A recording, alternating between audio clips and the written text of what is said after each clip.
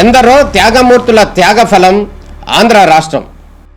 నేడు ఆంధ్రప్రదేశ్లో ప్రజలు సుఖ సంతోషాలుగా ఉన్నారా? ప్రస్తుతం ప్రజల మధ్య ఉన్న కులాల కుంపట్లు ఎవరి కోసం? చంద్రయాన్ రాకెట్ యుగంలో కూడా వర్ణ విభేదాలు దేనికి సంకేతాలు? రాజకీయ పార్టీల నేతలు ఏం చెప్తున్నారు? నేటి కాలంలో ప్రపంచాన్ని శాసించే మన యువత మేధాశక్తి ఏం కోరుకుంటుంది? తెలుసుకోవాలంటే ఆంధ్ర యువగలం. ప్రజల మాటే మా నోట. ఉగ్రవాదులు పొట్టన పెట్టుకున్నారు. దీనిని పాలిట్ బ్యూరో తీవ్రంగా ఖండిస్తూ వారి కుటుంబ సభ్యులకి ప్రగాఢమైనటువంటి సానుభూతిని, సంతాపాన్ని తెలియజేస్తూ పాలిట్ బ్యూరో తీర్మానం చేసి 2 నిమిషాలు మౌనం పాటించడం జరిగింది. దీంతో పాటుగా తెలుగుదేశం పార్టీలో ఈ మధ్య కాలంలో ముఖ్యమైనటువంటి నాయకులు మాజీ శాసనసభ్యుడు, మాజీ పార్లమెంట్ సభ్యుడు పాలకొండ రాయుడు గారు, జికే ఉల్లా గారు, వీరయ్య చౌదరి గారు మరణం చెందారు. వారికి కూడా పాలిట్ బ్యూరో ప్రగాఢమైనటువంటి సంతాపాన్ని తెలియజేస్తూ వారి కుటుంబానికి ధైర్యాన్ని ఇవ్వాలని పాలిట్ బ్యూరోలో నిర్ణయం తీసుకొని వారికి కూడా 2 నిమిషాలు మౌనం పాటించడం జరిగింది. దీంతో పాటుగా ఏదైతే ఆపరేషన్ సింధూర్ రూపకల్పన చేసి సమర్థవంతంగా ఉగ్రవాదుల దాడుల్ని, పాక్ సైనిక చర్యలను తిప్పికొట్టి ప్రజల నమ్మకాన్ని, దేశం యొక్క ప్రతిష్టను పెంచి పాకిస్తాన్ను ఒంటరిపాటు చేసినటువంటి భారత ప్రధాని శ్రీ నరేంద్ర మోడీ గారికి, త్రివిధ దళాల్ని, వారి అధిపతుల్ని, ఈ ఆపరేషన్ సింధూర్లో పాల్గొన్నటువంటి ప్రతి ఒక్క సైనికుడికి అభినందిస్తూ పాలిట్ బ్యూరో తీర్మానం చేసిందని చెప్పి సందర్భంగా తెలియజేస్తున్నాను.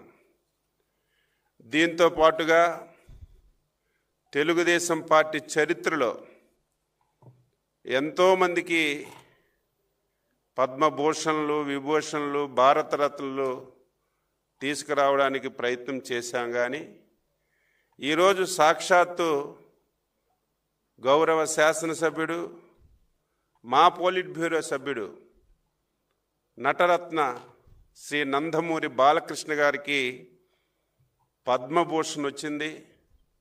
పాలిట్ బ్యూరో గౌరవ ముఖ్యమంత్రి గారు, జాతీయ పార్టీ అధ్యక్షులు గారు ఆధ్వర్యంలో ఏకగ్రీవంగా అభినందిస్తూ తీర్మానం చేసి ఆయనకి అభినందనలు కూడా తెలియచేశామని చెప్పి సందర్భంగా తెలియచేస్తున్నాను.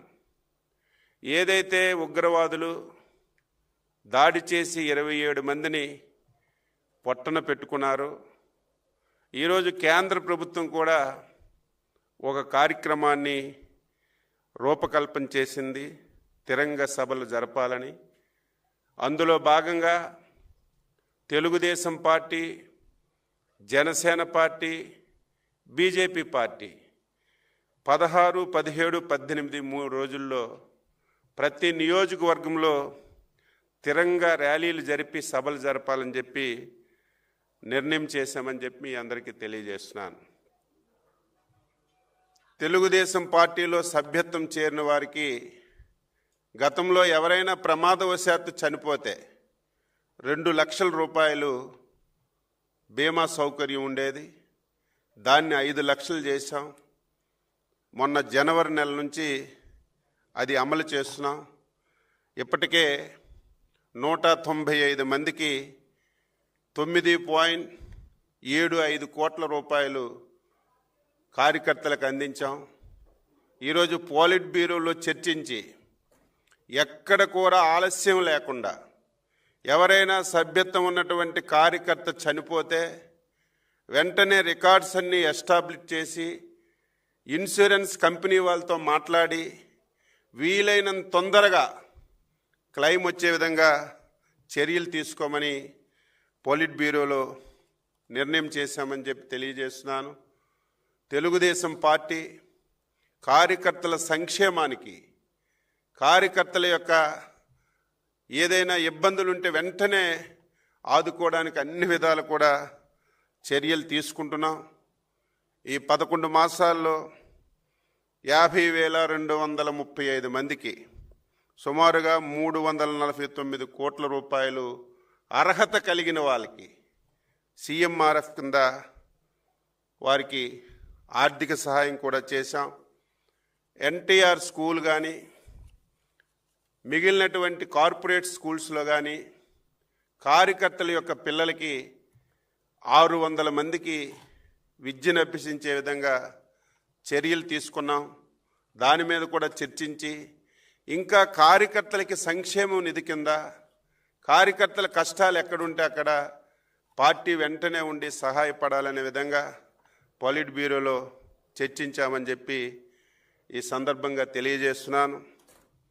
మే నెలాఖరు నాటికి పార్టీ సంస్థాగతంగా ఉన్నటువంటి ఎన్నికలన్నీ కూడా పూర్తి చేయాలని ఇప్పటికే కేఎస్ఎస్, అదేవిధంగా బూత్ కమిటీలు, గ్రామ కమిటీలు, క్లస్టరు, యూనిట్టు, మండలం, నియోజకవర్గం, జిల్లా స్థాయి వరకు మహానాడులోగా అన్ని కమిటీలు పూర్తి చేయాలని స్పష్టంగా నిర్ణయం తీసుకొని పోలిట్ బ్యూరోలో చర్చించామని చెప్పి సందర్భంగా తెలియజేస్తూ ఆ కార్యక్రమాన్ని మహానాడు ముందు పూర్తి చేయాలి.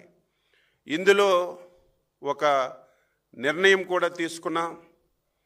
మండల పార్టీ అధ్యక్షులు ఎవరైతే 3 టర్ములు 6 సంవత్సరాలు ఉన్నారో వాళ్ళు దానికంటే పెద్ద పోస్టులోకైనా వెళ్ళాలి, ఇంకొక కమిటీలోకి వెళ్ళాలి తప్ప 3 సార్లు 6 సంవత్సరాలు చేసినటువంటి మండల పార్టీ అధ్యక్షుడిని మళ్ళీ వేరే దానికి ఇవ్వాలి తప్ప, వేరే పోస్టులో నియమించాలి తప్ప అదే పోస్టులో ఉంచకూడదని ఈరోజు పోలిట్ బ్యూరోలో నిర్ణయం తీసుకొని అది అమలు చేస్తున్నామని చెప్పి తెలియజేస్తున్నాను. ఈరోజు రాష్ట్రంలో చాలా సమస్యలు ఉన్నాయి, చాలా ఇబ్బందులు ఉన్నాయి, ఆర్థికంగా చాలా కష్టాలున్నాయి. ఈ 11 మాసాల్లో ఎన్ని ఇబ్బందులున్నా, కష్టాలున్నా అభివృద్ధిని, సంక్షేమాన్ని సమాంతరంగా ముందుకు తీసుకెళ్తూ ఎన్నికల్లో ఇచ్చినటువంటి హామీలు, మేనిఫెస్టోలో ఇచ్చినటువంటి హామీలు కానీ, సూపర్ 6 కింద ఇచ్చినటువంటి హామీలు కానీ ఒక్కొక్కటి నెరవేరుస్తూ ముందుకెళ్తున్నాం.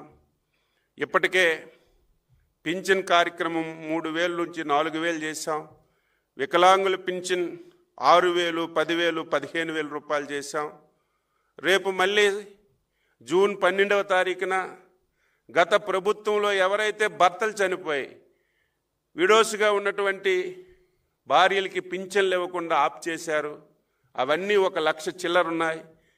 ఇవన్నీ రేపు పార్టీ అధికారంలోకి వచ్చినటువంటి సందర్భంలో జూన్ 12వ తారీఖున కొత్తగా 1,00,000 పైబడి విడో పెన్షన్లు కూడా ఇవ్వాలని చెప్పి నిర్ణయం చేశాం. గ్యాస్ సిలిండర్లు 3 ఇస్తున్నాం. దీనివల్ల చాలా వరకు చర్చించి మనం గ్యాస్ సిలిండర్ తీసుకున్న తర్వాత లబ్ధిదారుల అకౌంట్లో డబ్బులు వేయడం వల్ల సాటిస్ఫాక్షన్ రావడం లేదని దానికి స్వస్తి పలికి 3 గ్యాస్ సిలిండర్లకి ముందే లబ్ధిదారుడి అకౌంట్లో మేము డబ్బులు వేసేస్తాం. ఆయనే డైరెక్ట్గా కొనుక్కోవచ్చు, కొనుక్కోకపోవచ్చు, లేకపోతే డబ్బులు తీసుకునే అవకాశం ఉంటుంది. ఇది ఒక మంచి నిర్ణయం ముఖ్యమంత్రి గారు ఈరోజు పోలిట్ బ్యూరోలో నిర్ణయం తీసుకొని జనసేన, బీజేపీతో మాట్లాడి ప్రభుత్వంలో ఈ ఆదేశాలు ఇవ్వడానికి నిర్ణయం చేశాం అని చెప్పి సందర్భంగా తెలియజేస్తున్నాను.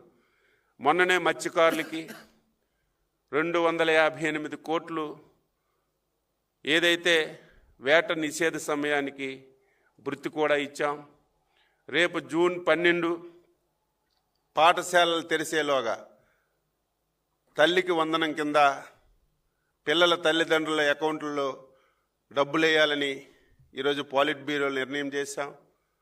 కేంద్ర ప్రభుత్వం రేపెప్పుడు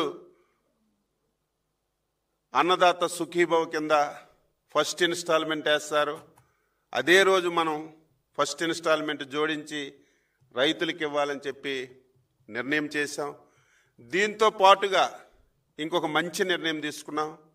రేపా ఎల్లుండా 10 రోజుల్లో రాష్ట్ర ముఖ్యమంత్రి గారు, జాతీయ పార్టీ అధ్యక్షులు ఈ 12 మాసాల్లో ఏ నెలలో ఏ సంక్షేమ పథకం ఇస్తాం, ఏ తారీఖుని ఇస్తామనేది ఒక సంవత్సరం క్యాలెండర్ కూడా వీలైనంత త్వరగా ముఖ్యమంత్రి గారు సంక్షేమ పథకాలు ఏదైతే సూపర్ 6లో కానీ ఏదైతే మనం హామీలు ఇచ్చామో ఒక్కొక్క మంత్ ఒక్కొక్క సంక్షేమ పథకాన్ని అమలు చేయాలని 12 మాసాలు క్యాలెండర్ కూడా వీలైనంత తొందరగా ఇస్తామని చెప్పి ఈ సందర్భంగా తెలియచేస్తున్నాను. 11 మాసాల్లో 8.50 లక్షలు పెట్టుబడులు వచ్చాయి. అవన్నీ అమలు జరిగే విధంగా మనం అనుకున్నటువంటి 20 లక్షల ఉద్యోగాలు ప్రతి ఒక్కరికి ఇవ్వాలి. అదేదో మనం చెప్పడం కాదు, ఎవరు కంప్యూటర్లో చూసినా సరే ఏ పరిశ్రమలో ఎంతమందికి, ఏ ఊర్లో ఎంతమందికి, ఏ జిల్లాలో ఎంతమందికి ఇచ్చామనే స్పష్టమైనటువంటి సమాచారాన్ని ప్రతి ఒక్కరికి తెలియజేయాలని ఈరోజు పాలిట్ బ్యూరోలో నిర్ణయం చేశాం.